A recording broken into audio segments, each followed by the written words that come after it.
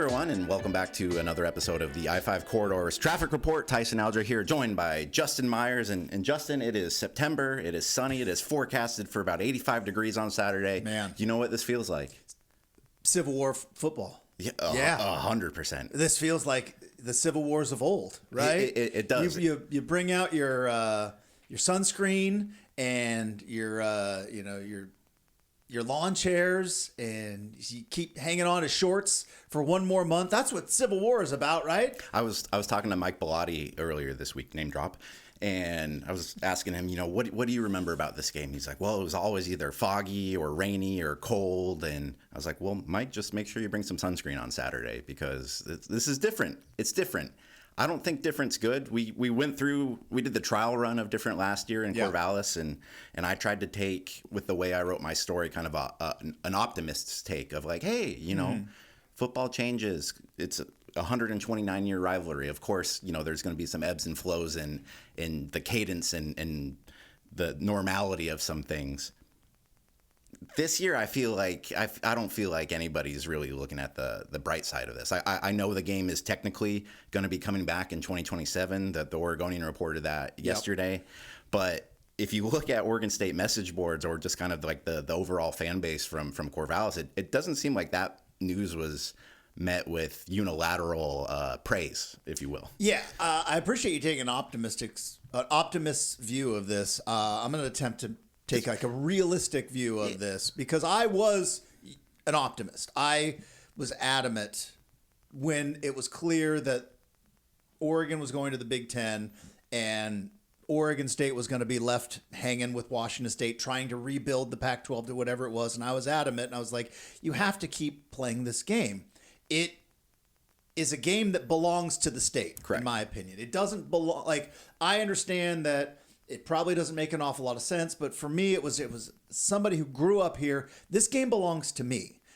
We all have ownership in this game. And then they played it last year, right?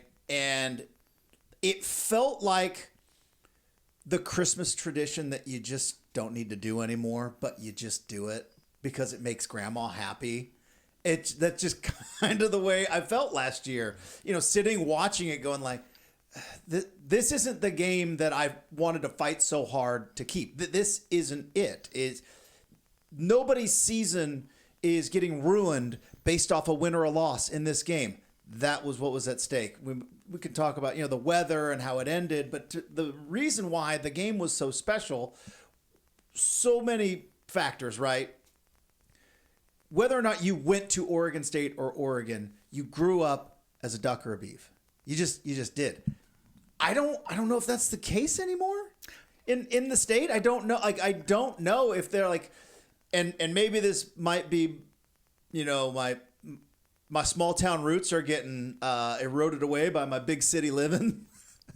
But like, I don't know if when I was growing up, you chose sides regardless of what, for weird reasons too. Like, oh, my uncle played on the 78 team. And so that was just, you chose sides. I don't know if anybody's choosing sides anymore. I mean, just a little small example of that. Earlier this week, I was out in Junction City because I'm working on a story coming out on Friday on a Lookout, just kind of diving into that of like who chooses the Beavers now, and especially in a town like Junction City. So I was talking with Josh Wilcox, who used to play tight end for the Ducks. His brother played for the Ducks. His dad was a pretty good player for the Ducks and in the NFL. Pretty good.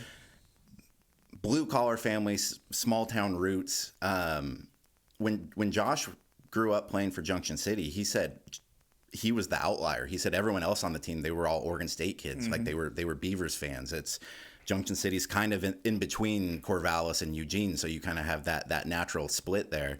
But I went out there this week, and I was like, are there any Oregon? Is it still that way? And he's like, no, all these kids it's all Ducks. He's like, and it's there's obviously the change in the way the programs have evolved, obviously since Josh was there. But then you can see kind of the changing dynamics of the town too. It used to be just a complete farm town, and now as you drive in there, it's the suburbs are sprawling out there. There's a lot more like housing complexes and just kind of it seems like Eugene, the Eugene bubble keeps crawling further and further towards Corvallis, if you will. I think there's a handful of different parts to discuss on this. Like, I think from a football perspective, it does neither side either good to play this game, right? And I guess Oregon's not benefiting from having Oregon State on the schedule. Oregon State, I don't believe, is going to benefit ever from having Oregon on the schedule. Now, that's based off of the last 2 years. Who knows what happens in the future, right? The future could be they rebuild the Pac-12. The Pac-12 becomes the class of the non-Power 4, and Oregon State and Washington State and Boise are fighting it out every single year for that one spot in the playoff, which is a very realistic possibility. And having Oregon on the schedule for Oregon State, just like having Washington on the schedule for the Cougs, could be beneficial if, in fact, it ever gets to that place. It doesn't look like it's there right now, but looking ahead, it might be. So maybe there is, in 2027, some football benefit. But right now, it doesn't look like there's any football benefit to play this game. I think what has put such a dark cloud over this year's game specifically is when this was all announced a couple of years ago that the conferences were changing and that this game was going to change inherently in its core. I think there was maybe this hope or this belief that Oregon State could kind of find a way to morph itself into like a Boise State or one of those teams that's just like, hey, you're on the outside, but you can peak and you're a good program. And, especially with the way that they're reassembling that conference, you really wanted to see Oregon State kind of position itself as we're going into the new Pac-12, we are going to be the class of that conference. We are going to be the front runner. But then you look at this year, they're 0-3.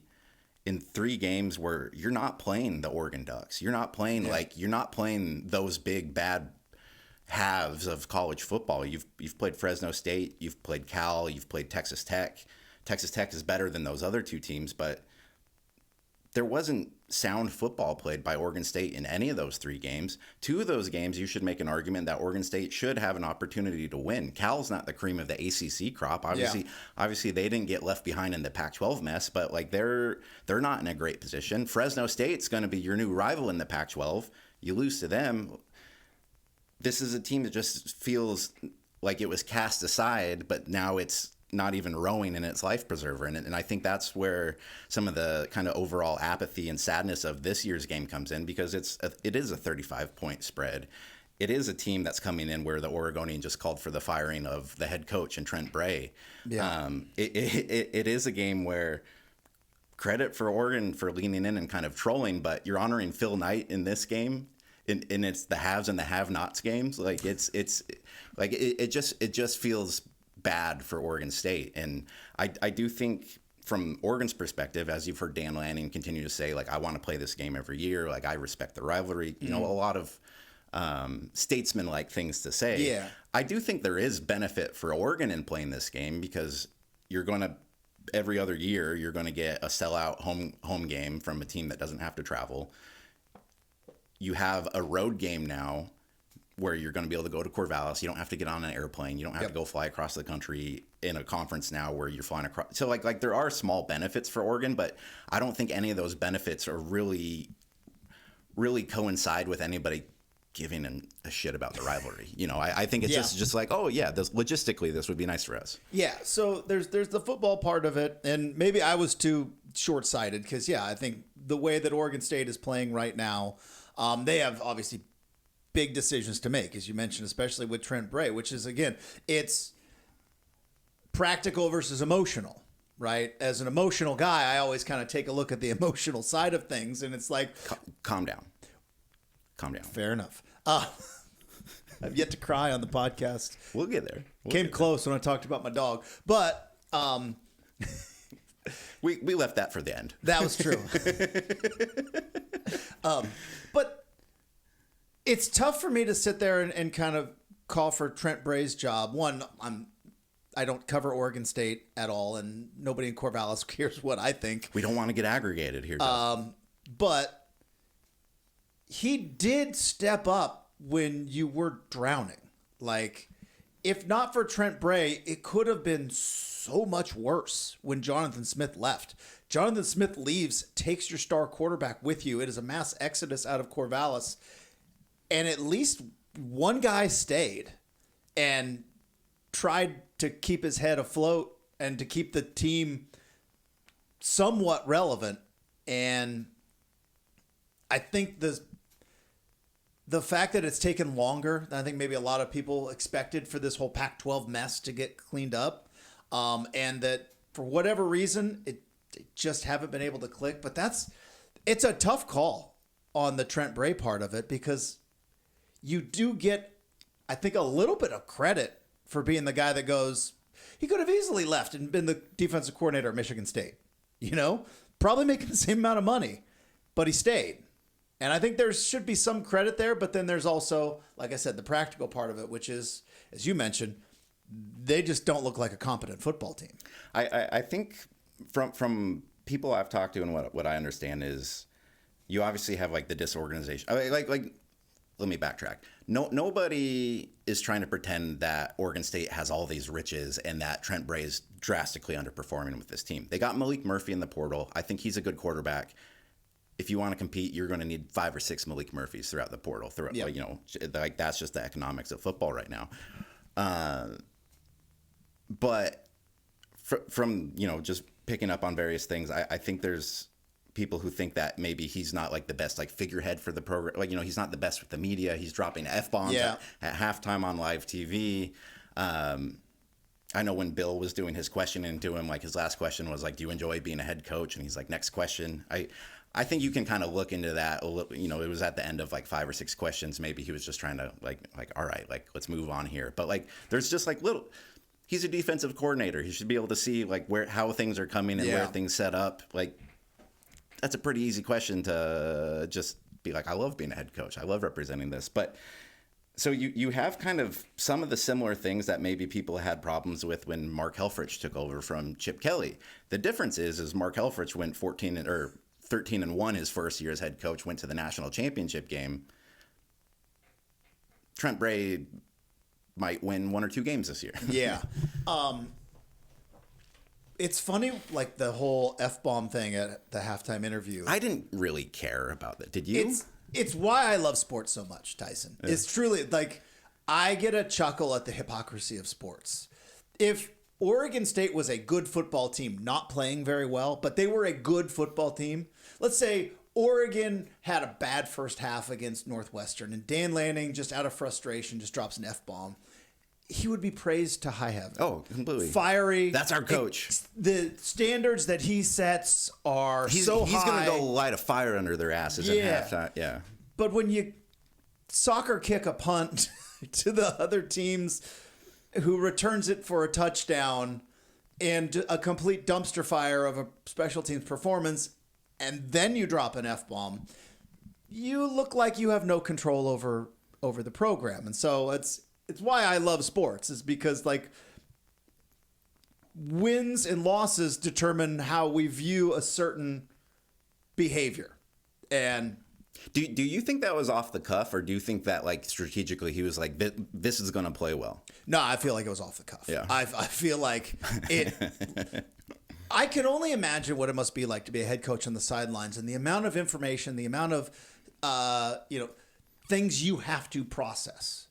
And finally, you're jogging into halftime, and there's not any, and he probably just had to process like, yeah, our special teams, what a fucking joke. like I think it just all just kind of, just the having to like clock and subs and who's in and this guy's in my ear and I got to talk to this official, and just finally just it all went down. It's like, what an effing joke. I mean, so I don't think it was planned. I'm going to show everybody how tough of a coach I am by dropping an F-bomb on TV. I think he was that frustrated with his team, but as a head coach, that's your team that you prepared. Yeah. Like it's on you.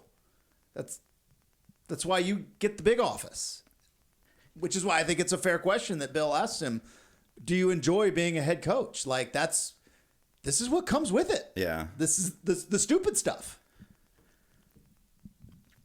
When it gets to this point too, then like it's easy to then like look back at certain things and be like, oh, well, this was a sign that it's hit. Like I remember going to their spring game 2 years ago, and most of the writing out of that spring game was like, well, why are they even doing this spring game? Like there was nobody here. Like there was, Oregon turns the spring game into like it's like a huge recruiting showcase. It's an opportunity to be like, hey, it's the middle of spring. Like let's show out to our fans and get momentum and positivity going in some form or the other. And I remember the Oregon State people, and I think this was another thing Bill wrote, they got really upset about like, why would you criticize our spring game? Like this isn't an indication of anywhere where things are headed. But like now, if you look at like games in Corvallis, like I think apathy has set in, and I think that's probably the scariest thing in Corvallis right now is like I think I'd rather have fans being like, fire this guy, like change things, like things need to happen now, because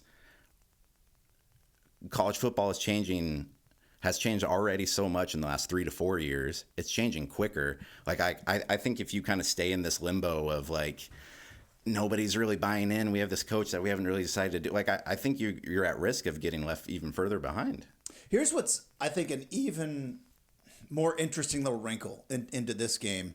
You touched on it about Oregon is honoring Phil Knight in this game, it was funny to me. It was like, I haven't honored Phil Knight yet, and it's like they kind of do every week with the way that the program is built. But or like after any big win, it's I'd like to thank Phil Knight, Phil and Penny Knight, yeah. Mr. Kilkenny, And I remember you get the schedule right, and I think Oregon has done a really good job the last couple of years of kind of getting fans to coordinate of what they're going to wear, and it coordinates with the uniforms.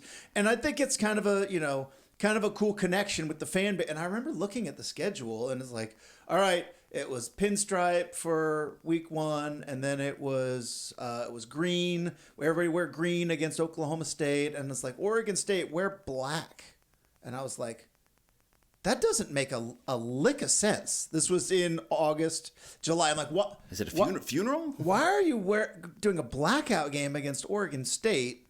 Like, clearly, like, that's their colors. Like, that's... And then you find out, well, it's the Phil Knight game. Anybody that's ever seen Phil Knight knows he wears a black shirt and a black sports jacket. They built the Hatfield-Dowling complex to look like the Death Star. Like it's just black and gray. And he wears a black Oregon hat with a black O embroidered with black running shoes and about $5,000 jeans. But like, and the uniforms, which we could get into a little bit, are really cool. But I was like, boy, if there was ever like that's adorable, Beeves. But yeah, we're still going to we're going to wear all black against you. Like, it's unheard of to wear your rival's colors against them, and not in a condescending way, but in we're still going to do what we do. Right. Sorry, it was on the schedule. I thought that was an interesting little wrinkle to where this game has come from. Well, on my TikTok, the 09 highlights popped up on my TikTok this morning, and I got kind of jazzed. And then it was like sad because it's like, well, that's never going to happen again. Like both teams like wearing their colors at night in the cold. And it's like, now we're playing in September at noon, 75 to 77 degrees, and Oregon's wearing black uniforms. I find it interesting how much Oregon is still trying to not pass this off as like it's business as usual and nothing's changed, but it's kind of a little bit like that. Like, Lanning at his presser this week, first thing he says is, like, I love the rivalry week. Like we just had a talk with the players about what this means and blah, blah, blah, blah, blah. And then Bryce Betcher comes out and, it's the Eugene kid, the walk on, he talks about what it means. But then, all the other players that came out were like first year transfer guys who came out just like, yeah, like, rivalries are huge. I'm not going to be here next year. I wasn't here the year before, or, woo.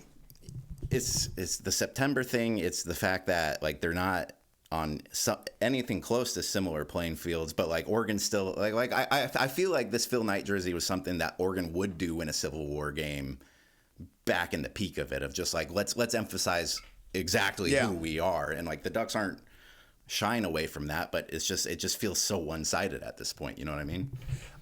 And I think with all the changes is going on with college football and with everything, like you mentioned, transfers.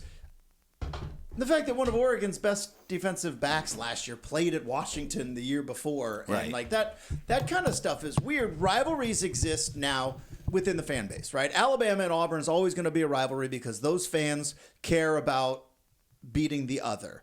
Ohio State and Michigan is going to be that. I fought a losing battle for years, Tyson, because I was adamant that Civil War was more important than the Washington game. Because for me, it was. It was always more important. And I've lost that battle more ways than one. Now you play Washington on Thanksgiving weekend. That's the game that all the fans care about. That's if all the players switch sides between Oregon and Washington, it wouldn't matter. Huskies and Ducks would still hate the other because of the people sitting in the stands.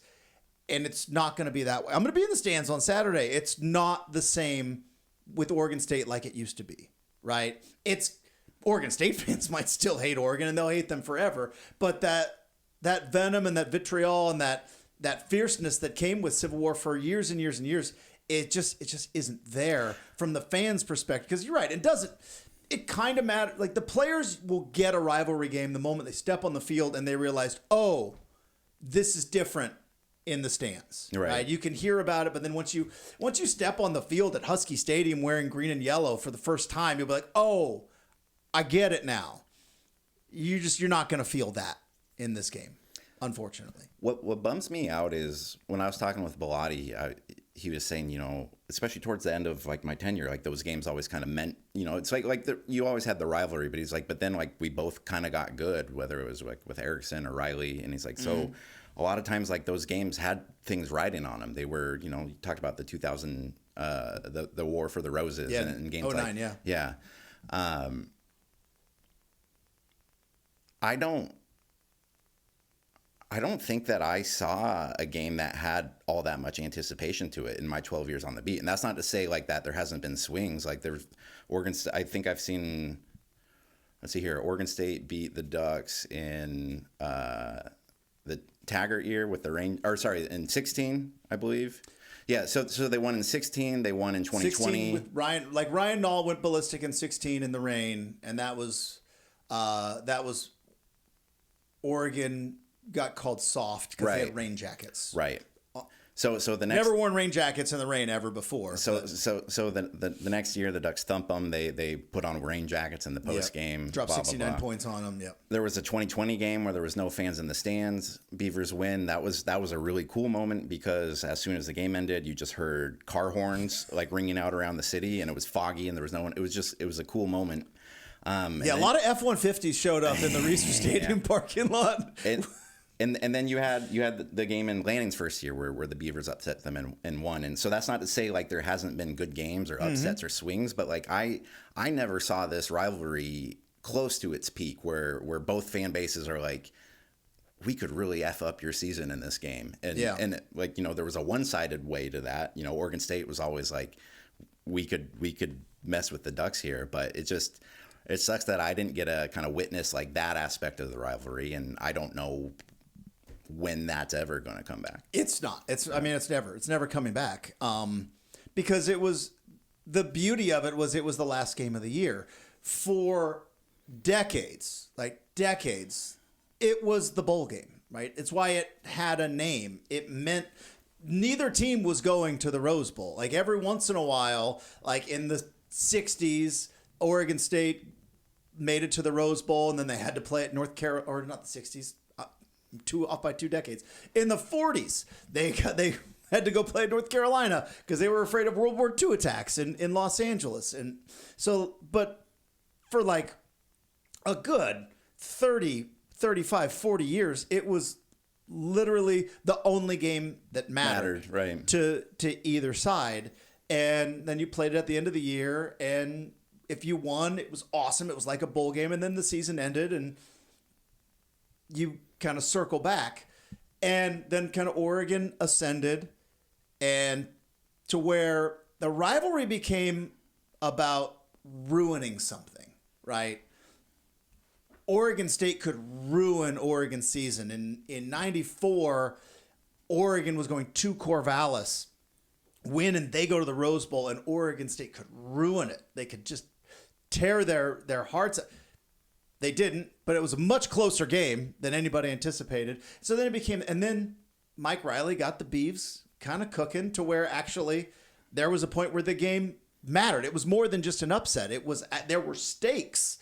It started with Erickson, then it moved to Riley. There were actual stakes in the game. The game had so many stakes that it had the power to give a player a nickname from it. Joey Six Picks. It was Joey Five Picks first off. Joey Five Picks. Don't add another pick. Sorry, Joey. Now he did have 6 turnovers. There was a fumble in there as well, but it was only 5 picks, 3 of which to Jake Kukis from Roseburg, Oregon. I knew Jake since like middle school. Do you know every small town person across this state? Like is there a network? Did you guys have your own little intranet? There's not a network, but Tyson. There's an understanding. It's like when motorcyclists pass by each other and you do the yeah, exactly right. It's like you mentioned Junction City. Yep, I remember that guy. Maybe throw in a little. You play for Sweet Home? Hey, all right, remember that? Astoria, that's cool. Yeah, there's a little small town you played small town sports. I don't know you, but I know you. Right. Quick little veer that might somewhat relate to that. You talked about Phil Knight's $5,000 pair of jeans. I'm assuming. You being a small town guy, what's the most expensive pair of jeans you've ever worn? I got into the jean craze of the early 2000s. Were you like a bedazzled pocket? Oh, Justin. I had a pair north of 200. Okay. Which for me at the time was a lot of my take home pay. So yeah, I think what are they like 250? What did they feel like? Like jeans? Yeah. But I you walked a little taller in those jeans, Tyson. Yeah, no. Your butt was a little sparklier in those jeans. When you got a fleur de lis bedazzled on your backside, you walk through life a little different. And like how deep of the V of whatever shirt you're wearing? Deep V. Yeah. And tight, because at that time I'd discovered CrossFit. Yeah. Which no big deal. I still do to this day, but yeah, I was rocking medium V-necks and some jeans with a fleur de lis on the backside. If I was ever wearing medium, it was unintentionally. It was a large that didn't quite fit me quite right. How did you briefly looking back at the Northwestern game, because we haven't talked about that? How did you feel when on the first drive of the game the Ducks are punting? Like, oh my God, they hadn't even punted in the first half before. Yeah, it's funny that certain tropes are actually kind of true sometimes. This is a 9 a.m. game on in Chicago in a weird stadium, and Northwestern was a little jacked, and I was like, yeah, slow start. Yeah. I mean, and then boom, Betcher gets the pick, and all of a sudden, because everything was going Northwestern's way, right? Exactly what they got, the stop they needed. They must have milked 6 minutes off the clock before Betcher got the interception. They were controlling the tempo, keeping Oregon's offense on the sideline, and then boom, pick, and then everything kind of flipped. But for a while there, it was I feel like there's always a little sluggishness to certain road games, and it's just, can you get past that? And sometimes that sticks around till halftime. Sometimes it sticks around till the fourth quarter. Luckily, a little spark, a little juice. But yeah, there's always that worry that is this going to be the game?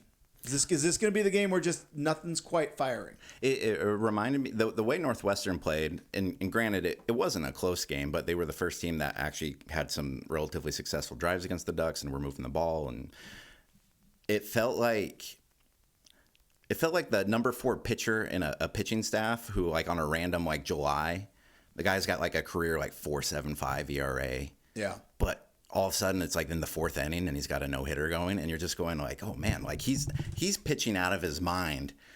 People start talking about it a little bit, and then next thing you know, it's double walk, 6-0, he gets the yank. Yep. And it's Northwestern had to play a nearly perfect game to be even just have sustainable drives against the Ducks. They were playing on a knife's edge, but then they started stepping on some rakes, man. They really did. Whether it be the penalty that they had, that like it was like I think their first drive, they get across midfield, they have an offensive formation penalty, sack comes, turnover. Other time they get across midfield, interception. Another time they get across midfield, interception. It was just like, when you have that sort of talent discrepancy, you can't shoot yourself in the foot, and that's what Northwestern did. And that's actually what I was impressed about the Ducks is, like, they didn't have their fastball in this game. Like, they as you said, they had certain things going against them. It's an early game. It's a travel game. You're playing in a right next to a lake park, like that sort of thing. But no penalties. The one turnover was Dante Moore's heave into the wind when the game was already in hand. Yeah, that was they always like talk about like, hey, this one for you, one for me. Right. Like actors are like, I'm gonna do this for the box office, and this one is my passion project. Like Dante Moore was doing everything right. That you even saw it, I think, in the Ducks versus them at halftime. Dan Lane's like, our quarterback is making perfect decisions, and he was, and finally Dante Moore was like, this one's for me, right? And went for it, and ultimately threw a pick down the middle. But I think he earned the right to throw that one. Yeah, it was just, the Ducks stood in there. They took Northwestern's best punches. They punched pretty hard back, and they came back with a 34-14 win. Lanning wasn't happy at the end of it because of that 79-yard run. It was 34-0 going into the end. But, like, I think we are grading a little bit on the fact that Oregon won its first game by 50 points. Oregon won its second game by 60 points. Like, they only won by 3 scores here. How can we nitpick this a little bit? When really it's just, the rush defense wasn't that great, but there was nothing in that game that was super concerning to me. And I do think that they passed some tests just in terms of, okay, like, let's go with plan B here and see how that works. All right. We mentioned Dante Moore, and if I could be just a smidge selfish here. Be selfish. On this podcast, because this is 100% because I have maybe a future bet on him to win the Heisman, sitting on my Caesars Sportsbook account right now. But as we are sitting here going into week 4 of college football, the names at the top of the Heisman list are not there anymore. Correct. Arch Manning, nope. That's an interesting whole situation, but like he was, I think, the odds-on favorite. He's off the list. I think it was DJ Lagway, the kid at South Carolina Sellers. He got hurt, unfortunately. Was it LSU? I can't even think of his name now. Anyways, a lot of these quarterbacks that were kind of sitting at the top of the Heisman list, like they are not having a very good September. And you're seeing some other names emerge, and I'm hearing whispers of like the Dante Moore at Oregon. Like, is it going to be the Penn State game that if he goes to Happy Valley and plays great and they get a win, that all of a sudden maybe we can start getting like a little Heisman buzz? If he wins at Penn State and he plays well, he's going to be the front runner. In 1 week, Dante Moore is going to be if they win. Yes. 8 days from now, or 9 days from now, whatever it is, Dante Moore will be the Heisman Trophy front runner. I'm saying that now. Yeah. Because I mean, it's been a weird September for like Heisman favorites. Like every once in a while, like the summer favorite, like Dylan Gabriel last year was the summer favorite, and had a bad first first two games. First 2 games didn't quite. I mean, he made it to New York. He was still like third in the voting, but it was never like he had a shot after Ohio State, but it was just kind of it never really quite had that sustained success. But like, I don't know if I've ever seen where like literally the top 3 or 4 Heisman frontrunners from the summer all have just had at best mediocre Septembers and some disastrous Septembers. They all kind of had contact going into the first turn, and now all of a sudden Dante's out in front. He's got clean air. He's got a lot of room to go. Market, what is it? We're like 37 minutes. 37 before we get till you make a auto racing F1, which I love. Yeah. I love sneaking into every episode. Dylan Gabriel third place in the Heisman. He's Oregon's fourth, fifth player to make it to New York. So Joey Joey LaMichael, Marcus Bowe, fifth. Do you have any memories of Dylan Gabriel? Like, I'm sure if you think of Marcus, like, there's probably 5 or 6 plays where you just go, like, that stands out to me. If you think of LaMichael, like what was Dylan Gabriel's Oregon moment? He didn't really have one. Yeah, he didn't have a moment. Like, his moment to me was the celebration after the Ohio State win, when he came back out on the tunnel and like the fans were still on the field, and like that to me was kind of that moment. It's just fascinating to me because when I started on the beat, they just had the Joey and LaMichael finalists at that point. And then it was my first year was Marcus was who won it, but it was at that time in Oregon history, it was like if you're a finalist, you're a program legend, like you're absolute legend, like you're on the Mount Rushmore of Oregon. And by the way, I'm not trying to take anything away from what Dylan Gabriel did last year. They went undefeated in the regular season. They won the Big Ten title. He was very, very good. But I wonder, as Oregon, let's project the next 20 years, which is stupid because it's college football. But I'd say over the next 20 years, you could maybe project that Oregon will have 4 to 5 more Heisman finalists. I'm not saying winners, but potential finalists. Yep. How diluted are some of the current people going to get when you get like Dan Wilson? He's the Seattle Mariners manager. Yes. He's in the Mariners Hall of Fame. He's a beloved figure in Seattle. Also really helped that he was an okay catcher at a time when the Mariners had never really had an okay catcher and the team had success that year. The reason he's so beloved in Seattle is he was an okay player, but it was all about timing. How does that work as we kind of like assess our Oregon legends moving forward? Like, and where will Dylan Gabriel stand in that? It's funny you brought that up because I got a text from a friend in a group chat, which, as we've talked about on this podcast before, guys naming dudes is one of my favorite things. It's gonna be a future episode. Yeah, we keep just saying naming dudes, and then what do you do after you name the dudes? You rank the dudes, right? Guys rank, and so I had a buddy who texted me. He said, "Who are the, in order 1 through 4, most beloved Oregon quarterbacks? Like in order, one kind of the Mount Rushmore. Who would be the most beloved?" And what's interesting to me is, like, I believe it's kind of generational. Mm-hmm. There is a generation that does not understand the summer of 2001 and what Joey Harrington meant to the entire Oregon fan base, right? He was at some point almost a bigger figure than Bellotti. And that's very rare. Well, Bellotti couldn't play piano. Also true.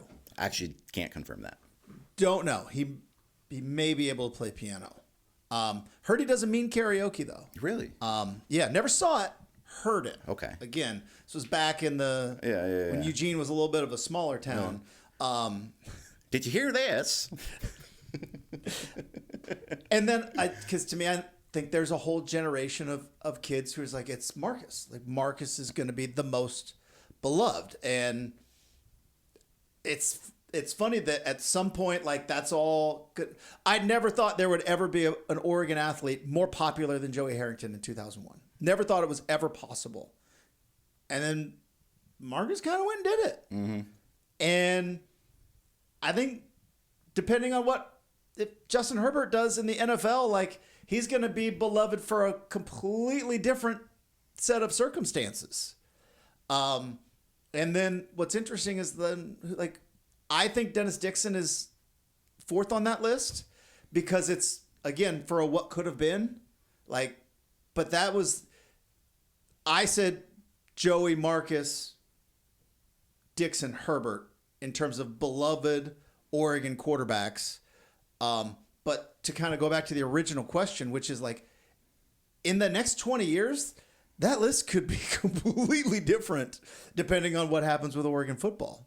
and how some of those things age out, which makes me very, very sad. This is Darren Thomas erasure. Yeah. I've been the Darren Thomas guy. I know you have. I love Darren Thomas. I didn't mean to take that shot. Yeah. But I do. No, I do feel Darren Thomas is someone that if you were to ask an 18-year-old Oregon Ducks fan right now who Darren Thomas is, yeah. do you think they would not know? Yeah. They would not know at all. And never mind the dude in 2 seasons, lost 3 games, won a Rose Bowl, played for a national title. And the crazy thing too is if you look at his stats, like the stats were there too. Like it just like it was. He was overshadowed by a cult of personality of Chip Kelly, and also like Chip Kelly ran a program where there was no bigger star than him, which worked for him. Not saying he was wrong to do it, but he was the one in charge. Like literally, the buck stops here. Even LaMichael James, who is as beloved as any Oregon player, like kind of faded to below. Like everything in those 4 years was all about Chip. It was all about win the day. It was all about Chip, and the players were awesome, but they paled in comparison to that guy on the sideline with the visor. But yes, Darren Thomas, 100%. Always needs more credit in Oregon football history. I wonder if there's any kid out there whose favorite quarterback is like, man, you remember Anthony Brown at Ohio State? There's got to be like one kid who just grows up like, man, Anthony Brown was the best. He had it, man. Cristobal put the handcuffs on him, which, by the way, he kind of. Yeah, I mean, Anthony Brown. He made it to the NFL. Like, he got done so dirty by a combination of Cristobal putting the handcuffs on him and Oregon fans still wanting the Chip Kelly, we score 50 some points a game. And that you just had Justin Herbert. And that you just had 4 years of Justin Herbert, where it was like, this dude's pretty good. He's won some pretty big games, beat Ohio State at the Horseshoe, and he's in the NFL. Like, and you guys were chanting for his backup. It's kind of embarrassing. That was an embarrassing day. So what's your plan for Saturday? You're going to love this. Well, I think you're going to love this. Because we've hinted at our, I don't want to say dislike, but different appreciation of music. Correct. So I'm going to Eugene Friday night, as I will be at the Darius Rucker concert. Oh, I would go to the Darius Rucker concert. So, I like me some Hootie. So Darius, it's funny you called him. He's Darius Rucker. He's Hootie. So this is a discussion I had with my wife. Question for you. Darius Rucker has an entire catalog of country music songs. Mm-hmm. Wagon Wheel being a big giant hit, and he has for the last 15 years been a country music artist. How many Hootie and the Blowfish songs do I hear? The sun comes out tomorrow. Yeah. Nailed it. How, like, does he do like a medley? Does he come out does encore? Like he plays the country songs and then everybody stays and he comes back out and he's like, you all want to hear Hold My Hand. I know you do. I got to play it. Like, or does he like pure rock star and just go, I don't do that anymore? I mean, I'm sure him and Paul McCartney have had a lot of extensive talks about how to like handle, playing your catalog versus the catalog of the band that, people might know a little bit better. Yeah. They probably hang in the same circles. I'm here to play Wings songs. That was good. Thank you. Yeah, I like that. So yes, I'll be at Darius Rucker on Friday night at Matthew Knight Arena. And then my favorite... you got to break out your $200 jeans for that one. It's just I don't know where they're at, sadly. There's some, like... We can get your tips frosted too. Get a little bleach going. Oh, if there were only time. Yeah. If I only had actual tips, like I'm holding on to what's left of the hair. Like for 46, like the hair is still hanging in there pretty good. Yeah, no, it's. I mean, I've got a pitcher's park. There's some power alleys, but there's not tips to frost, but maybe I'll break out a little gel. I was in the office yesterday, and we were having this meeting, and we have like our sister sites in Santa Cruz, and so we had like a webcam in our conference room with their conference room, like kind of an all hands sort of thing. But the camera from ours was like behind me, and so like I'm just like, God, who's that looking like Friar Tuck, like sitting? And nope, that's just a relic of what was once a great establishment. Ruins, if you will. It's not that bad, but my hair sticks straight. It's kind of like yours. It sticks straight up. Yeah. And so like you can see through the forest pretty easily if you have that height. Luckily, my wife is like 5'2", so we haven't had that discussion. Yeah, that's a good one. Yeah. So like you're like kind of like MacArthur Court, like it's there, but like it's outside. It's MacArthur Court in the way that like you got the court. You got the hardwood sitting right on the top, and then everybody is right on top of it around it. Yeah. Yeah. But there's nobody playing the game. You know, there's intramurals. every once in a while they come out for drills. Yeah, it's practice court. What else do you want to talk about today, Justin? What did I write down? I've had it up to here with freshness seals, Tyson. Can we just get better? Yeah. Like, do we need what's up with the freshness seals in our world? Okay, but here's a bigger do problem. We need 3 per container? Here's a bigger problem, though. I agree with you for the most part, but what trips you out is when you've grown up in a world where you're used to freshness seals, and then you go to your like local mom and pop store, you grab a Gatorade, which you're used to like the squeezable Gatorades always had the seal to them, right? Yeah. These ones don't have the seals anymore, and I'm just going, was this tampered with? And like I don't want to feel like that, but that's just kind of what it's trained me into doing. Yeah, to me, like if there is if it's a twist top, right? And then it's got the little band at the bottom that cracks open, and it's like, all right, that tells me that nobody has opened this. And then there's another. There's a plastic wrap on top of that. Then there is a twist top that you crack the thing, and then a third layer of protection, which is, they say like lift and peel, but it never lifts and peels. And I don't know if it's getting worse and worse with age, but like I'm getting like these weird like OCD moments where like you get like the freshness seal. And if I don't peel it like perfectly off the rim, it drives me crazy. You get a little bit of that tearing, and it just sticks. And you can't. And I obsess over it, and I can't like. So like, what are we doing? In my day, Tyson, you would buy the Gatorade in a glass bottle, and you just hear a pop, and okay, we're good, and you moved on with your day. Like the Snapple lid went, and you were fine, and you knew that nobody else had opened that particular bottle of beverage, and you moved on about your day, and now you have a plastic wrap on top of a ring around it, and then a peel and lift. Like, so what are we doing? This leads me to believe that you're probably not much of a wine drinker, because you got to take off the top label, then you have to do a cork. Like what? Wait, you got to get the foil off, yeah, and then the cork pops right out. Yeah. But now imagine if there was then a third layer of security on top of it. It's just, I don't know why that popped into my brain and why I wrote it down in my notes. Probably one of the worst things I do is I don't always take the seal completely off. Sometimes I'll just like pop it up 3/4, pour out my ketchup or whatever, and then put the jar back on. With the seal hanging on there? And then Allie comes home and she's like, what are you doing? What is this child that I'm... I just think like, if you open up the jar of peanut butter and it's clearly there's been no spoon mark, I'm good. I don't need an extra thing to peel off.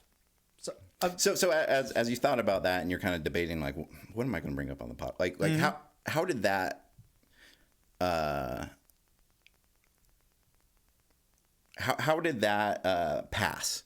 Okay. Like what made you go like, yes? Because one of my favorite things is when I go, all right, Justin, what do you got next? It's like, I try to guess. Zero chance. You have no chance. So I as I mentioned before, I'm a Traeger guy, and I was making myself some chicken on the Traeger, and I like to create my own little spice rub. And so the spice rub is many spices that I bought, and I at one point had like 4 brand new bottles, and every one of them had a freshness seal, and I'm like, does the oregano need the freshness seal? Is it really keeping that oregano that fresh? Like, does the cumin really need that much? And by the 4th one, I was like, you've got to be kidding me. And so then I wrote it down. Also, I've noticed the resealable pack It doesn't reseal all that well. and we've overdone it. Like, there is at Costco, you can buy the frozen like fish fillets. They're all individually vacuum sealed, and you tear off the top of the outer package, and it's got a Ziploc. What is this protecting it from? Everything inside of this bag is already pre-wrapped. Oh, yeah. Yeah. Huh. See? Because, for a second I thought you were upset about the pre-wrapped, and I like the pre-wrapped because I then do. you can take one out and you can defrost it and you can... Exactly. But do we need to then Ziploc the outside bag? Like, is that Maybe it's for travel, you take travel with 9 frozen fish fillets? take your fish fillets with you. You don't want to just throw them in your backpack, you gotta So yes, that was. And then the other thing I was thinking of watching some football, Tyson. Where does a score? Let's do an over under here. Where does the score have to be? Like, you are down by X points, to where that at that moment as a defensive back you no longer get to celebrate breaking up a pass. Is it 21? How much time's left? Let's just go second half. It's the second half. Second half. I was watching a couple of blowouts of college football, just flipping around, right? I was like, late game, turned into blowout. And it's like down 28, cornerback breaks up the pass and gives like the seatbelt thing. And I'm like, that should be 15 yards based on absurdity. Like, personal foul, absurd celebration, 28 defense. Does the no-fly zone thing after a pass that was 50 yards overthrown? Yeah. It's a score differential. I think it depends on how the 4-score spread happened. Yeah. If they've been killing you on the ground, but the pass defense has been okay, maybe there's some wiggle room there. But if you've been getting torched all game, like, you can't just be... I don't know. I just think you're down 4 touchdowns in the second half. Like, and I get it. You worked hard all week. You've worked to become a starting cornerback in college football, which is an unbelievable accomplishment. And maybe you feel like it is your right that if you're down 50, you break up a pass, you get to do I know Oregon does the thumbs down thing. Some guys do like the seatbelt, like, I've locked you up. Like, there's the incomplete pass. Like, maybe that's just, you feel like it's a birthright of defensive backs at high level football, but I feel like it's absurd at a certain point. So what's the equivalent for baseball would be pimping a home run? Yeah. What's the equivalent there? Is it like? Because I think you could still pimp a home run down like 5-1. Something. Yeah. Something like that. I think 7 runs. Yeah, I think that's 7 fair. runs is the number. But again, I will throw an asterisk in there. Like, is this a guy who hits a lot of home runs? True. Because if you don't hit a lot of home runs, you hit one, no doubt. Like, you should get to pimp it a little bit, even if you're down like 12. But also, like let's say we're in peak steroid era. You're watching Sammy Sosa. The Cubs are getting killed. Yeah. You want to see him do the Sosa hop and he popped the jersey. Yeah, you want to see that. Like, that's part of why you bought your ticket, right? You don't want to see like 1997 Ken Griffey Jr. beautiful left-handed swing, just absolutely mash one. You don't want to see him sprint to first. And then he sprints to first. Yeah, you don't he's want gotta that. You walk want it. 3 steps, and if he's down 8, who cares? I want to see that. Whereas I don't know if I've ever went to a football game to watch a cornerback celebrate. Sorry to all the cornerbacks in our listening Well, audience. you weren't a Dallas Cowboys fan when Dion was. But yeah. Also, by the way, anybody that says like, "Oh, if you hit a home run, like you should act like you've been there before," has clearly never hit a home run. Right. I've been lucky enough to hit a few in my life. It's awesome. It's the best. Or anybody that says, "Hey, you scored a touchdown," you just act like you've been there before. It's like some of us only had like 3. And you don't know if you're going to score again. Okay. So, and it's awesome. So, is it okay for like a third string running back who comes in a blowout, scores a touchdown? Does he get to celebrate? Yeah, he gets to celebrate, but he doesn't get to give the first down signal. Okay, that's the perfect equivalent.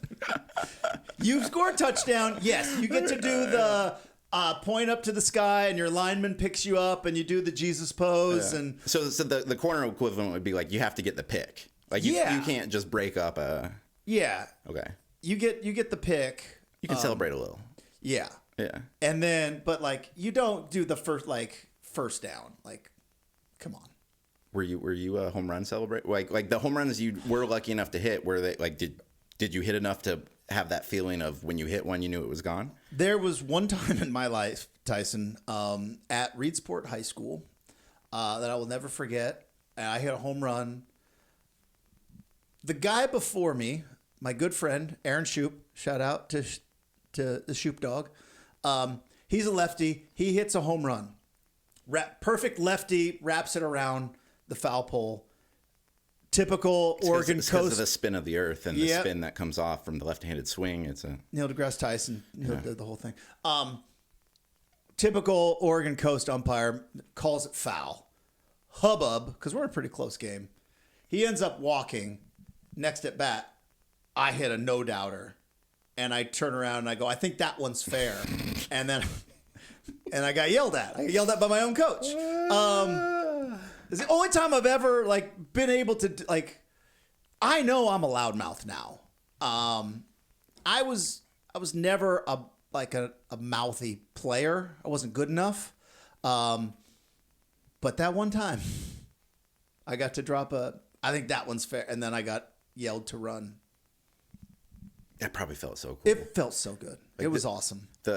I think I hit 3. The fact that I'm still telling the story from 1998 here in 2025, like I'm still telling the story. I think I hit 3 home runs in high school. The first one, I didn't know it went over, so I stopped at second and had to do like everyone be like, "No, it went over. It's a home run." Oh, that's the like worst. The umps doing the finger thing. Like the other one, it was a sprint to first base, and then you kind of do the transition. That feels good. Yeah. I didn't nail the transition quite though, like because like I almost like ran through the base. Mm-hmm. I thought it was like a single.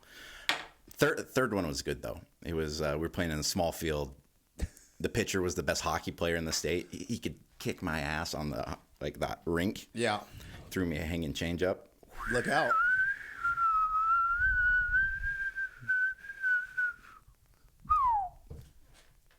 Landed home run. Love it. Yeah.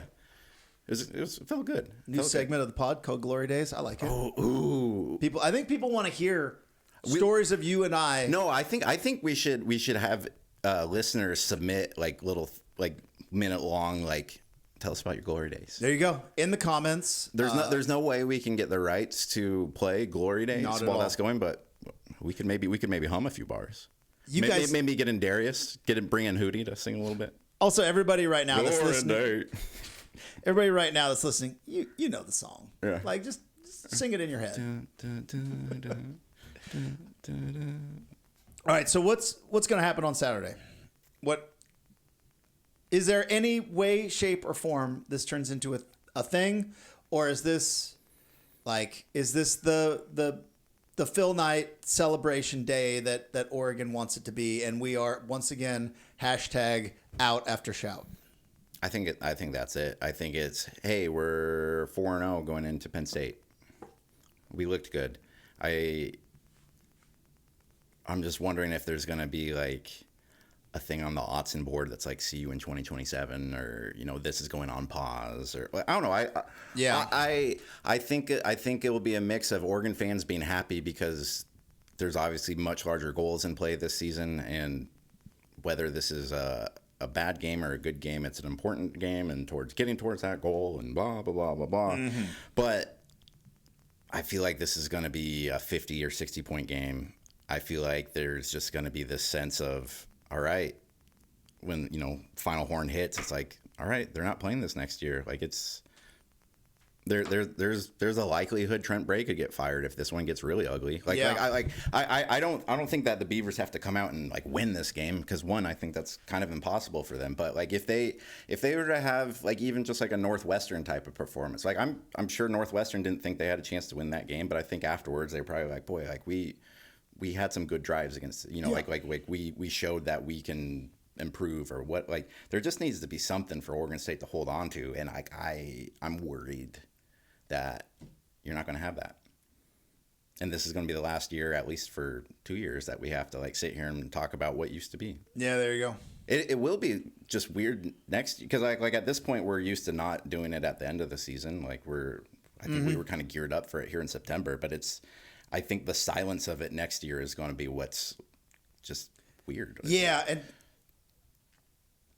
look, good Lord willing, creek don't rise. We're still doing this traffic report in 2027 and figuring out what's this next Civil War 3.0 maybe at this point in time, like what it's going to feel like. But yeah, once it goes away and then come back, like then it's going to be really weird, because like I mentioned, it feels like the family tradition that we just kind of do. Yeah. And then like 1 year you just, hey, we're just not going to do it this year. And then you try to do it again. It's like, no, this just isn't working. Let's open up a present on Christmas Eve like we did when we were kids. And now I'm like, I'd rather save them for and it's tomorrow. Guess what? It's pajamas again. Yeah, that's what it is. Yeah. It's always pajamas. Yeah, there's holes in them. There's not holes in them. It's kind of crazy though, because this is like the last game that has kind of some hang-ups to it, just in terms of like level of excitement and qualifiers. But like, get through this week. It's Penn State next week. That's gonna be the game in the country. It's gonna be what decides whether or not this is one of those years or if it's just any other year. So Ducks and Beavers this Saturday, 12:30? 12 noon. 12 o'clock kick. Yeah. Justin and I will be back next week to go through the potential wreckage and maybe a fun little teaser. Something coming to the pod next week. Yeah.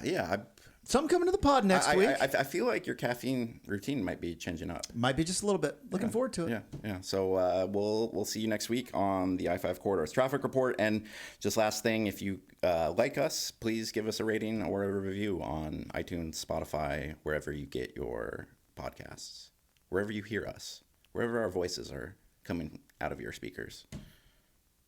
I got to end this. This is going. See you next week.